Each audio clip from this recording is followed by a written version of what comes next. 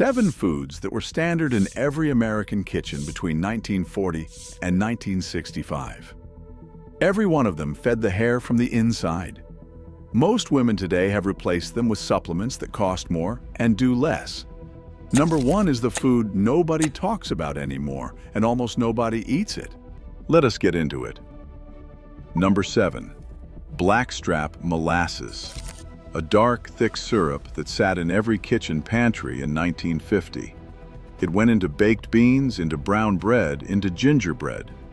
Some women stirred a tablespoon into warm water every morning and called it a tonic. They did not know the chemistry behind it. They just knew it helped, the way their mothers knew it helped, and their mothers before that.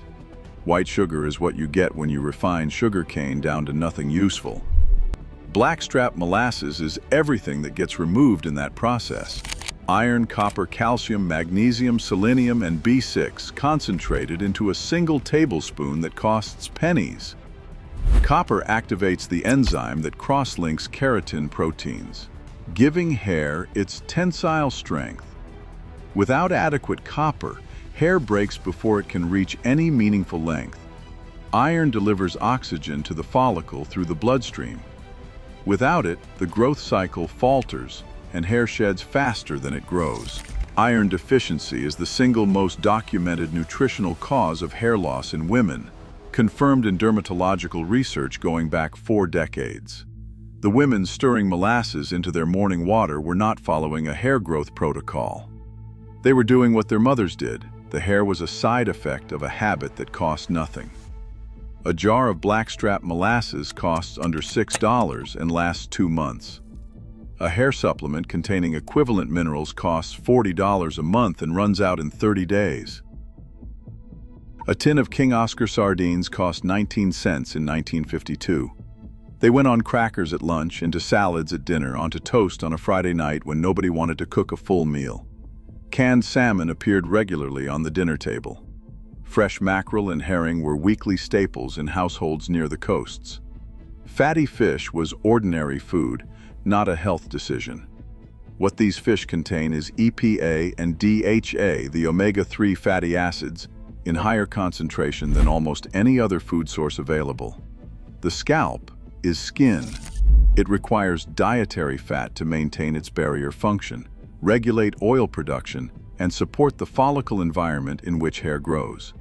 A scalp deficient in omega-3 becomes dry, flaky, and chronically inflamed. That inflammation is not harmless. Chronic scalp inflammation miniaturizes follicles over time, meaning each successive growth cycle produces a slightly thinner hair than the one before it. Left unaddressed, miniaturization progresses until the follicle stops producing visible hair altogether. A 2015 study in the Journal of Cosmetic Dermatology found significant reduction in hair loss and measurable improvement in hair diameter after 6 months of omega-3 supplementation in women. The women eating sardines twice a week in 1955 were achieving the same result without a study or a supplement. They were just eating lunch. The global omega-3 supplement market is now worth over $4 billion annually. A tin of sardines costs under $2. Number 5.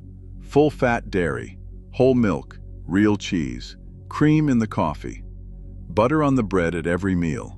None of this was a dietary choice in 1955. It was just food. Full-fat dairy contains casein and whey protein for keratin production, calcium for follicle regulation, iodine for thyroid function, and fat-soluble vitamins A, D, and K, 2 for scalp condition and follicle health. Thyroid dysfunction is one of the most common hormonal causes of diffuse hair thinning in women. Iodine is what the thyroid runs on, and full-fat dairy is one of the most reliable sources of dietary iodine available, without supplementation. In 1977, the government recommended reducing saturated fat. Low-fat dairy replaced whole dairy on shelves within years. The fat left. The fat-soluble vitamins, which can only be absorbed when fat is present, left with it. Women who kept using butter and drinking whole milk were maintaining, without any awareness of it, the nutritional conditions that kept hair growing thickly through their 40s and 50s. Number 4. Whole eggs. 2 eggs every morning, yolk included. fried in butter or scrambled with cream. No one questioned it because there was nothing to question yet. In 1961, the American Heart Association linked dietary cholesterol to heart disease. The yolk, at 185 milligrams of cholesterol, became the identified problem. By the 1980s, the egg white omelet was medically endorsed, and yolks were being discarded as a matter of routine health practice. The yolk contains biotin in its most bioavailable form, the B vitamin most directly associated with keratin production. It contains cysteine and methionine, the sulfur amino acids that form the disulfide bonds that give hair its structural integrity and resistance to breakage. It contains choline for scalp circulation. It also contains vitamins A, D, E, and K in a delivery system designed for complete absorption. The egg white contains protein, not much else that is directly relevant to hair. A woman eating 2 whole eggs every morning covered most of her hair's core nutritional requirements before 9 o'clock, without planning or spending. Her granddaughter, eating egg whites and taking a biotin supplement, spent $12 a month to replace one compound from the complete food her grandmother ate for free. The 2015 dietary guidelines removed the cholesterol limit. The yolk was quietly rehabilitated. 30 years of discarding it had already become habit. Number 3. Chicken liver. In a kitchen in the 1950s, nothing from a chicken was wasted. The carcass went into the stock pot on Sunday. The liver went into a pan with onions on a weeknight. The giblets went into the gravy. Eating organ meat was economy, not a nutritional strategy. You bought a chicken and used all of it. Chicken liver contains folate at levels matching beef liver. Folate is essential for cell division, and hair follicles are among the fastest dividing cells in the human body. Insufficient folate slows growth, reduces hair quality, and is associated with premature shedding between cycles. It also contains selenium in quantities that exceed the full daily requirement in a single serving. Selenium protects follicle cells from oxidative damage, which is one of the primary drivers of age-related hair thinning. As organ meat consumption declined through the 1980s, selenium intake fell with it. Supplement companies now sell selenium tablets separately. A chicken liver costs less than $1. Number 2. Bone broth. Sunday night, the bones from the roast went into a pot with cold water and an onion. They simmered overnight. By Monday morning, the liquid had set into a dark jelly. Women drank a cup before breakfast. They cooked everything in it through the week. Nothing was bought that could be made from what was already in the kitchen. Bone broth contains gelatin, which breaks down in the body into glycine and proline. These are 2 of the 3 primary structural amino acids that keratin is built from. When dietary intake is consistently low, the body deprioritizes them for hair production. Wound repair and organ maintenance come first. Hair gets what is left over. The modern diet contains almost none of these amino acids. Boneless, skinless cuts and protein powders supply muscle protein. Connective tissue. Protein has been largely removed from the food supply in the interest of convenience and processing speed. The global collagen supplement industry is valued at $9 billion. It is selling in powder form what the stock pot produced for the cost of bones and an overnight wait. The bones often came free from the butcher. The overnight heat cost less than a cent of gas. The result was a food that cost essentially nothing, and provided something the $9 billion industry now charges $40 a month to approximate. Number 1. Beef liver, once a week in most American homes in 1952, under 30 cents a pound. Nobody considered it a health food.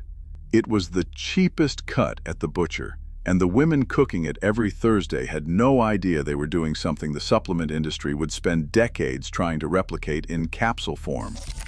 Per 100 grams, beef liver delivers biotin at concentrations exceeding any supplement on the market. It delivers heme iron, the form the body absorbs most efficiently, addressing deficiency in ways that non-heme iron supplements consistently fail to match in clinical trials. It delivers B12 for red blood cell production and oxygen transport to the scalp. It delivers copper for keratin synthesis. And it delivers retinol, the active form of vitamin A, requiring no conversion, ready to use immediately. No single capsule contains all of this. No combination of capsules delivers these compounds in the ratios and forms that make them work together the way the whole food does. The body absorbs nutrients from food differently than it absorbs them from isolation. That is not a marketing claim. It is how absorption works. Liver left the American table in the 1970s when organ meats became associated with an older, less sophisticated way of eating. The supplement industry moved into the space it left. Biotin capsules, iron tablets, B12 sprays, copper supplements, each sold separately, each a fragment of what the whole food delivered together.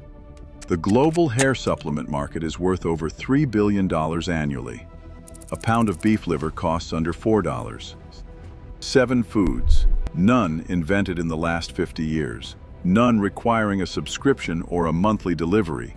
Beef liver once a week, bone broth from the Sunday roast, chicken liver on a weeknight, whole eggs every morning, full-fat dairy at every meal, sardines twice a week, blackstrap molasses in warm water before breakfast. The women eating these foods had thick hair into their 50s and 60s without a single hair supplement. Pick one and add it back this week. Not all 7, just 1. Give it a month. Come back to the comments and tell me what you notice. These habits do not require a subscription, a delivery, or a label to read. They require a trip to the butcher and a pot on the stove.